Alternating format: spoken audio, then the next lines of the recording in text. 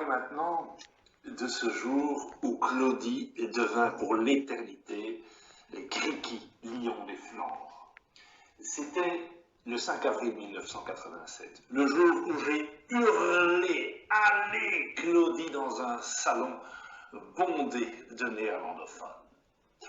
Ce dimanche après-midi-là, c'était aussi le jour de l'épisode tragicomique de Jesper Skibby, ce coureur danois qui était seul en tête dans le Koppenberg, lorsqu'il tomba et lorsque la voiture du commissaire de course, après avoir repoussé un gendarme dans le talus, évita certes de peu le coureur danois, mais abîma, massacra complètement, écrasa son vélo.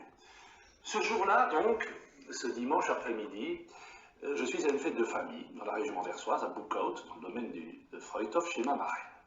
Et pas question, pour une fois, d'écouter les commentaires de Théo Maty ou la voix de Luc Varenne. Non, c'est la télévision flamande qui est là, allumée dans ce salon où se trouve une douzaine de personnes.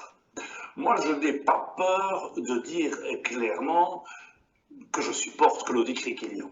Pourtant, les commentateurs flamands ne parlent manifestement que de Eric van der Waarden et Sean Kelly, les deux grands favoris de la course.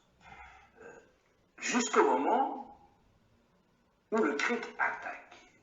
Et là, je crie « Vas-y, Claudie !» C'est très bien, mais on en reste là, c'est terminé. Ça va très vite, hein.